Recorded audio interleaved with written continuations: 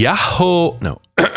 Yahoo! Are you ready for the most electrifying hike of your life? We're finally covering one of Final Fantasy VII Rebirth's most popular tracks, and also the return of a few familiar faces we haven't seen since Chapter 3. I'm Patrick Rainville, and this is... well, this series doesn't have a name, does it? Well, more on that later. Let's jump in.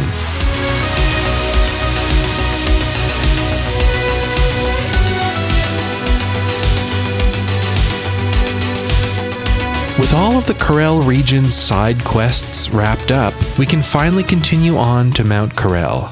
As you approach the trail, the camera pulls away to initiate the cutscene as the next track fades in. But before we can talk about that one, I need to bring up the Corel region theme with Heavy Heart one more time because there's something interesting that happens with it here. In the last episode, I discussed some of the unique audio transition techniques used by its arranger, Shotaro Shima, to massage the transition between the battle variant and the field variant. This is a technique we had only seen once before, all the way back in Chapter 2, when transitioning between the Grasslands battle and field themes. But Shima also used another unique transition technique during his Grasslands theme. When you approach the Swamplands, depending on where you were in the track when you reached the boundary trigger, the game would crossfade in one of 18 unique Grasslands outro cues so that the piece can naturally resolve instead of simply fading out.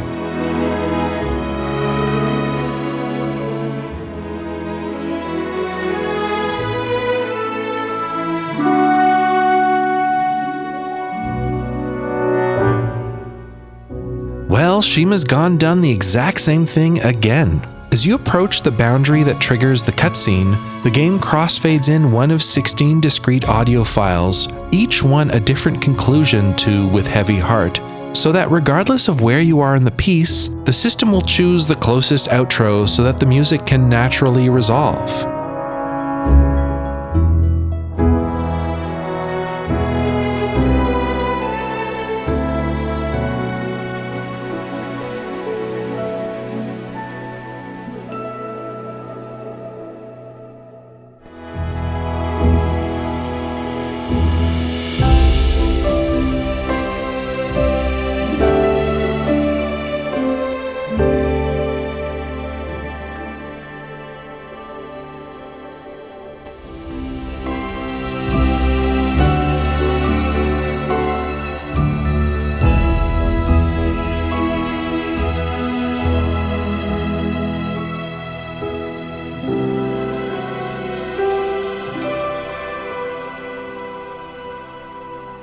Anyway, right as the camera takes away your control, our next piece of music starts.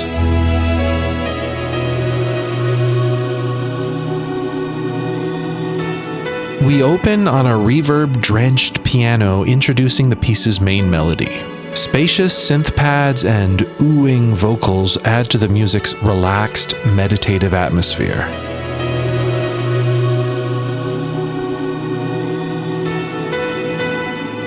Feels like it could be the start of a deep spiritual pilgrimage, although that's not the tone of the actual scene. As Barrett mentions the ruined Mako reactor up ahead, we get some menacingly deep piano notes.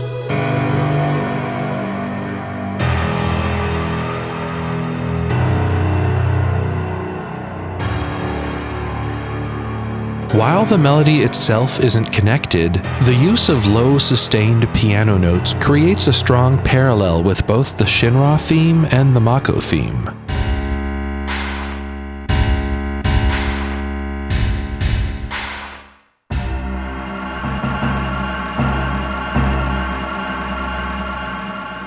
As the party begins their climb, new arpeggiated bass synths begin to rev up, leading to the piece's main section.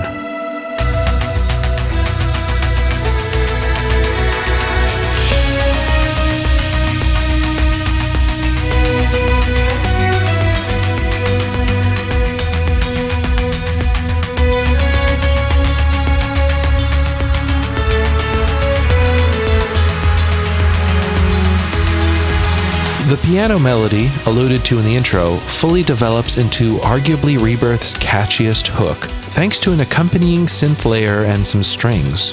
The heavy lifting is done by the fantastic synths filling out the rhythm section. We've got the pristine bass synth, the syncopated high attack piano stabs panned right, and the pitch-perfect 80s new wave drum kit.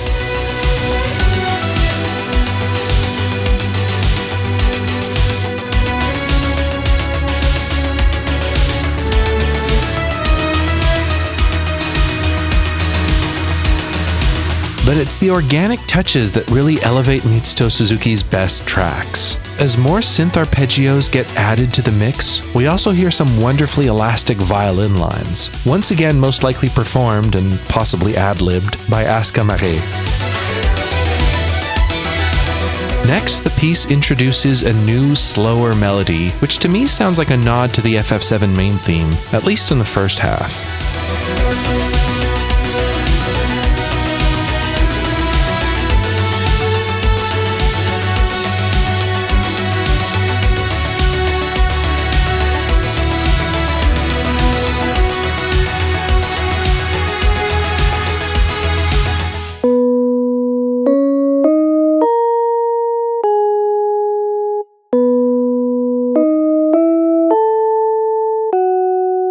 Following that melody, the piece returns to a more relaxed arrangement, but with a Technicolor wall of glimmering synth arpeggios, violin hits, glitchy noises, and a children's choir. So cool.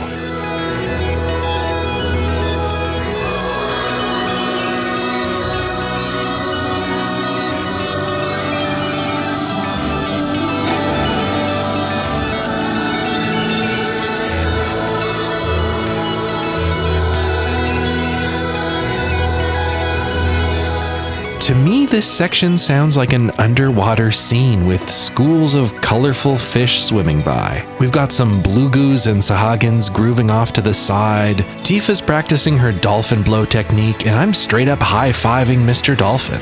Nice. That, or maybe we're just on a hiking trail. Whatever, same thing.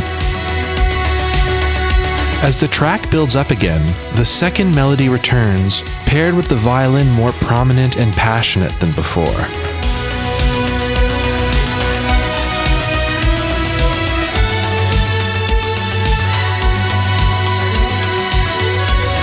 It's marvelous stuff, and with seemingly nowhere else to go, Suzuki busts out the massive electric guitar.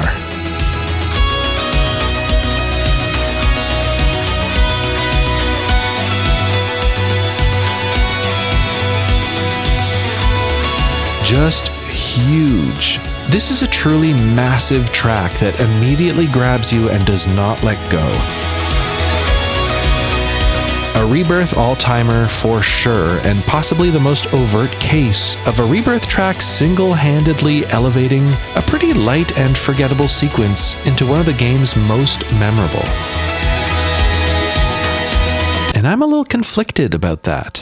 I recently read a somewhat contentious quote from Masafumi Takada, one of my all-time favorite game composers, that immediately made me think of Let's Go Mount Corel. Put simply, Takada feels that lately there's been an increase in game soundtracks that don't align well with the actual gameplay experience.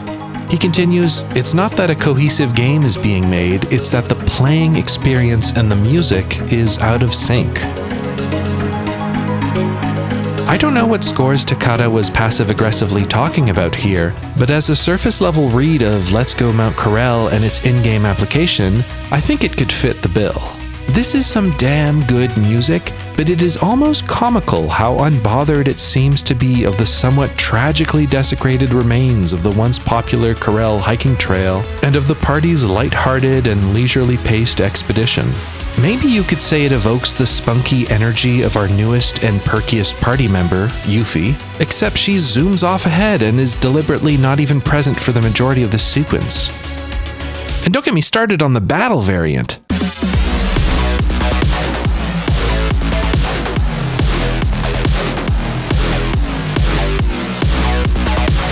Holy crap! Buckle up because this one is just as massive as well. Suzuki hits us with a very Naoyuki Honzawa-esque, sped-up, hardcore electronica remix of the field arrangement. Huge fat fuzzy synths out of a dubstep track fill out the mix, while dance floor ready synths repeat the preceding track's main melody.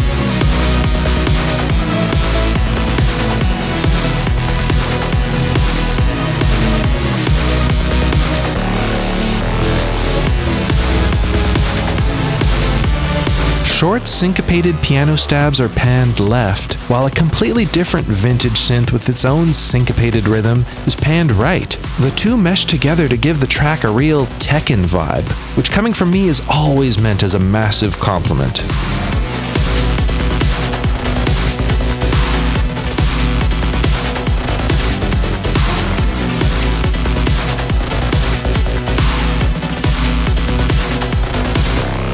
The track repeats the main melody a few times, and for the majority of the fights in Mount Corel, that's about all you'll get to hear. But the developers were smart to include a couple enemy mobs with bigger HP pools, and if you can drag the battle out to about a bit under 2 minutes, you'll finally hear where that big buildup is building up to, and boy howdy, does it go somewhere.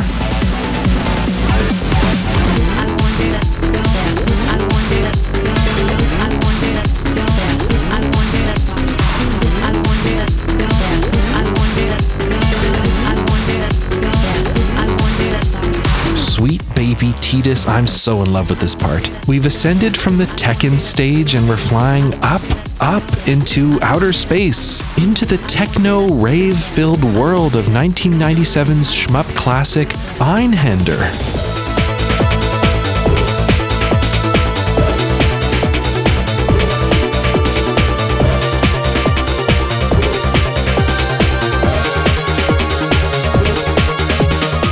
It's just so sick, but again, this is quite possibly Rebirth's most high-energy pump-up track to date, but we're just fighting pretty forgettable mobs in increasingly drab environments. Usually when Mitsuto Suzuki takes big swings with the music, there's a visual component to back it up.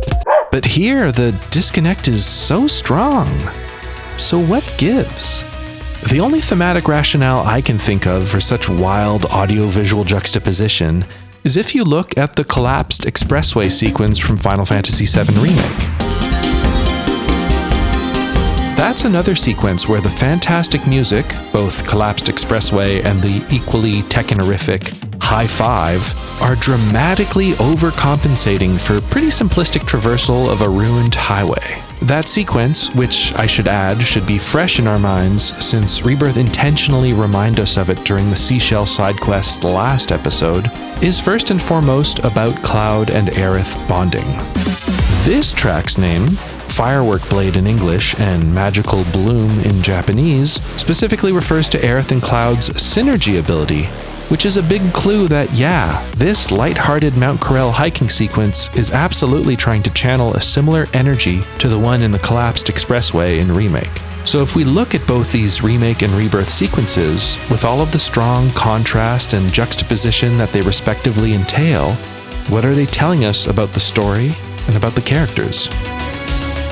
My takeaway is that these incredibly hopeful and energetic pieces of music represent the upbeat and positive influence Aerith has on Cloud, whose own temperament is represented by the more fractured and dilapidated environments. Broken but still standing, still carrying on. The music is seemingly out of whack with the scene's actions, but are in tune with the characters' headspaces. You see, Takata? Suzuki isn't just writing bangers for the sake of bangers, he's giving us a front row seat to Cloud's optimistic new lease on life, while also setting up a dramatic high point to reference back to when his worldview inevitably begins to crumble the further into the story we get. And considering what happens to the source of that light by the end of Rebirth, I wonder how and if Mitsuto Suzuki will be able to justify writing something as uplifting and upbeat as Collapsed Expressway and Let's Go Mount Corel in Part 3.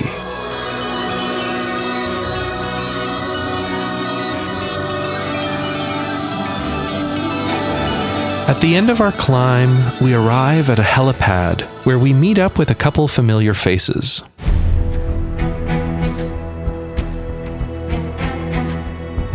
The staccato strings vaguely hover around the two parts of the Turk's melody.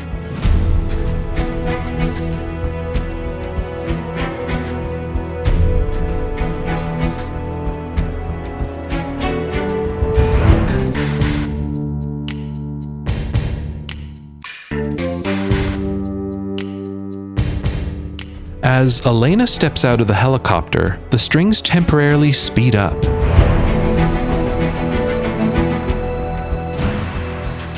Most of the track, however, is individual little percussive and rhythmic synth layers working together to create a restrained sense of excitement.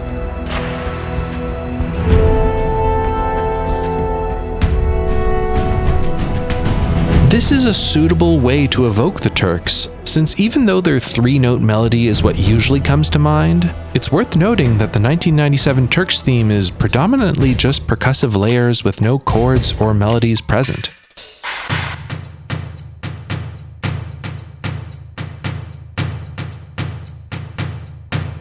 As the cutscene progresses, the arranger, very likely Ryo Furukawa, runs a synth that's harmonizing with the strings line through what sounds like a wah pedal, which creates a pretty novel effect. It is, however, mixed pretty quietly, so you might need headphones to pick it out.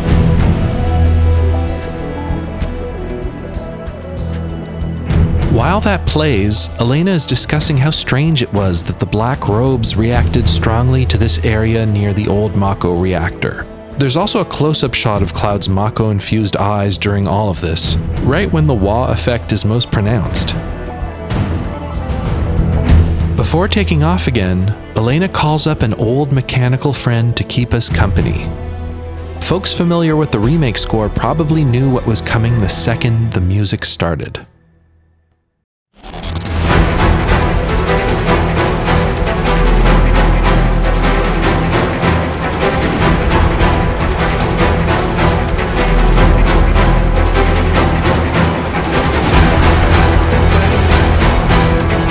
The boss fight against the custom Valkyrie, uses an all-new arrangement of the truly fantastic remake track, The Valkyrie.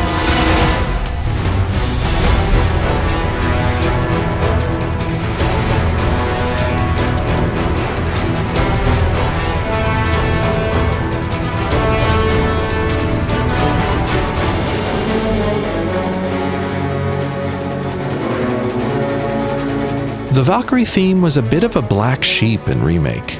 This was an all-new composition for Remake, a job that typically went to lead composers Mitsuto Suzuki and Masashi Hamauzu, and occasionally Shotaro Shima and Yoshinori Nakamura.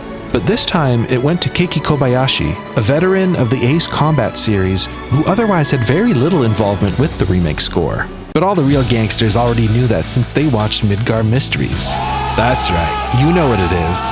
Yeah. It might be more accurate to label Kobayashi as a remake's special guest composer because of that very limited but important involvement.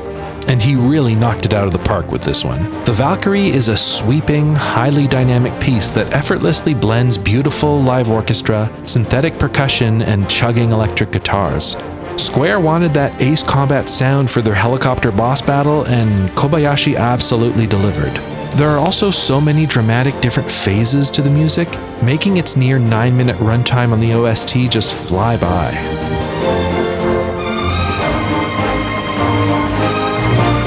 But for Rebirth, they didn't reuse Kobayashi's Valkyrie arrangement. They got Ryo Furukawa to entirely re-record it. Not entirely sure why, but okay.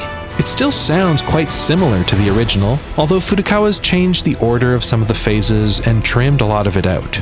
The overall approach leads to a less dramatic and dynamic piece, but in exchange he's made it more consistent and streamlined. His production too has less dynamic range, with the instruments playing more aggressively and sonically closer together. This is paired with Furukawa's knack for electrifying rhythm sections, making the overall piece tighter.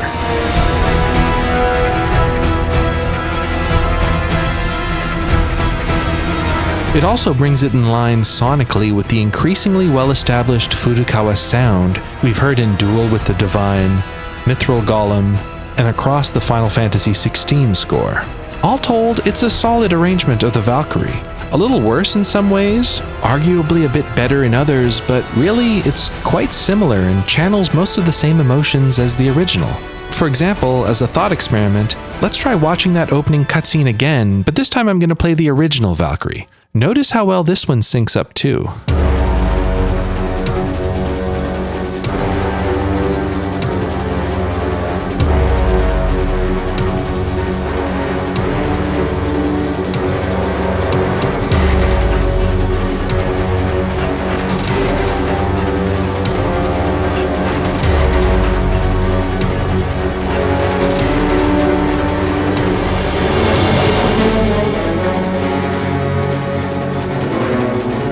which really begs the question, considering how similar the two are, why didn't they just reuse the original? On a technical level, having a custom track is certainly easier for syncing it with cutscenes and battle phase transitions, rather than trying to retrofit an older one. The custom Valkyrie has 2 phases, with a unique music layer that plays once you trigger the cutscene that bridges the 2 halves.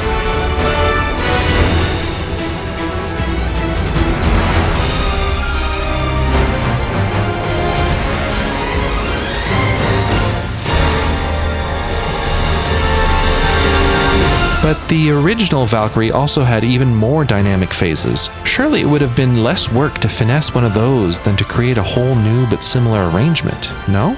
Or they could have done what they did for the Chapter 4 Bottomswell boss fight, the Terror of the Deep boss fight, wherein they reused a remake-era boss theme, in that case Gigantipede, but then recorded a brand new outro.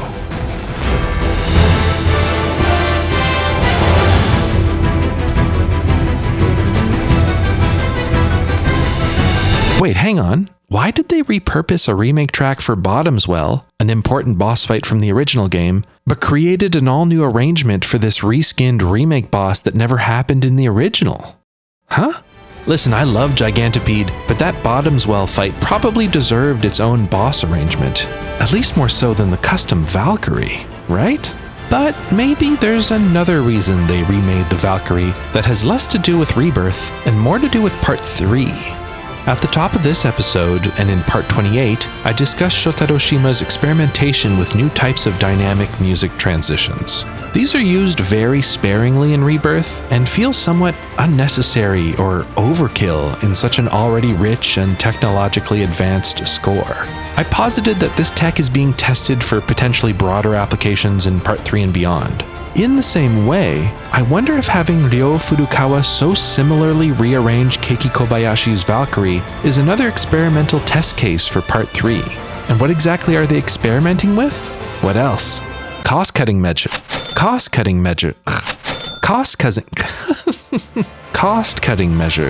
As discussed back in Chapter 2 and 3, Ryo Furukawa is unmatched when it comes to virtual instrumentation, which is exactly what the custom Valkyrie is.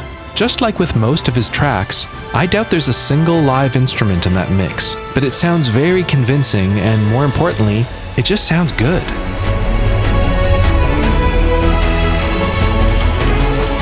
Remakes the Valkyrie, on the other hand, is largely, if not all, live orchestrated.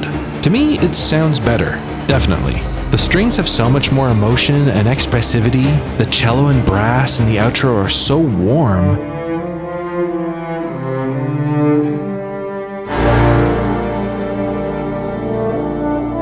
But compare the costs of paying all those musicians in that orchestra recording session, and the orchestrator, the conductor, the sound engineers, etc., etc. Those costs add up. Now compare all of that to the cost of just paying one dude. I cannot begin to guess the astronomical sum for producing all of the music in Final Fantasy VII Rebirth, but I can imagine at least one person higher up is trying to rein in those costs going forward, and leaning more on realistic virtual orchestras might be one such avenue. I wouldn't be surprised if Furukawa's name ends up coming up even more often as an arranger on Part 3.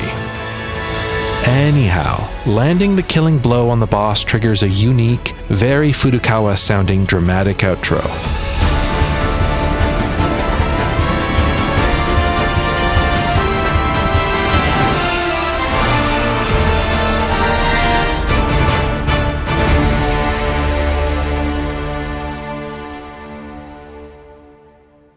Following the battle, we move to a scene back in Shinra HQ.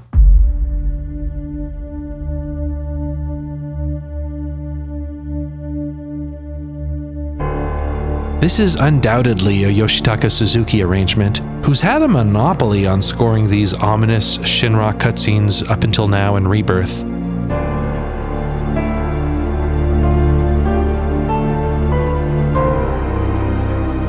Rufus barrels through several topics, including the capital W weapons that have started to emerge near Mako reactors. When Hojo becomes hot and bothered at the prospect of dissecting a weapon, we get the expected descending Genova synth.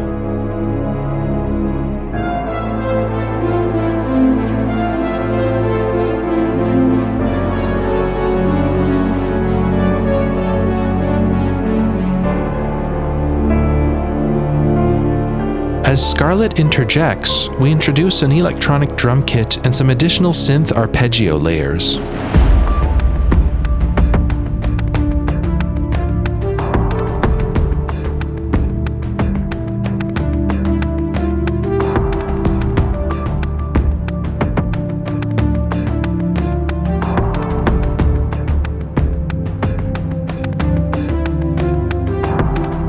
There aren't too many surprises here.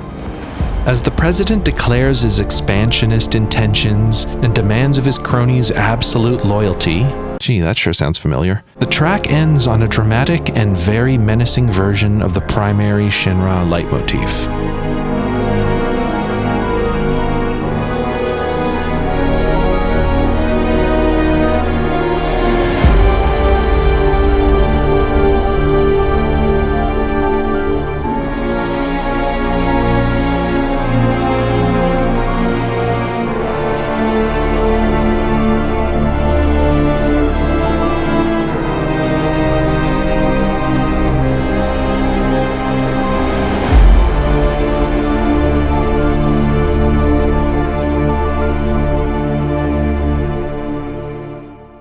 And we're going to leave it there for today. Big things happen once the scene lifts from black, and I've got a lot to say about it, so we're going to save that for the next episode. Alright, we are about halfway through Chapter 7 of... Folks, this is not a drill. Square has finally announced, after a million years, the Final Fantasy VII Rebirth Plus soundtrack. Yeah, it's coming April 1st, which is quite soon. Not a bit of a questionable date, you know. Do they do April Fools in Japan? Like, did they? Maybe not. Maybe that's why it's not a contentious date. That fills me with a bit of dread that this isn't real. Just a fever dream after all these years. It's snowing, by the way. Beautiful day. Beautiful day. Anyway, we're finally gonna get some answers on, like, did Shima actually arrange like 99% of the tracks in Chapter 1? What is Swamp Romp actually called? And, oh, will they include that awesome salsa breakdown at the end of the fanfare in Chapter 4, Chapter 5? You know, after Cloud wins the Queen's Blood tournament? Does Nobuo Uematsu get a composer credit on the Condor Passage track? And the biggest mystery of all, who wrote Glenn Lodbrok's theme? Oh, wait. You know, because you watch Midgar Mysteries, that's right. As mentioned at the top of the episode, I've been thinking a lot about what to call this big, chunky Rebirth series. My series going over every piece of music in Final Fantasy VII Rebirth is starting to get a bit long in the tooth. So, pretty soon you should start seeing some new branding in the episodes. All in time for episode 30. That's a big milestone. So that's the plan, at least for now. If you want more information sooner, I recommend you check out my Patreon. I've been discussing this stuff with my patrons for a couple weeks now, and they've been crucial in helping me decide on a title that feels the most appropriate. So if you'd like to pay me to tell me how wrong I am about anything and everything, I encourage you to check out the Patreon. Alright, talk to you soon. Take care. Bye.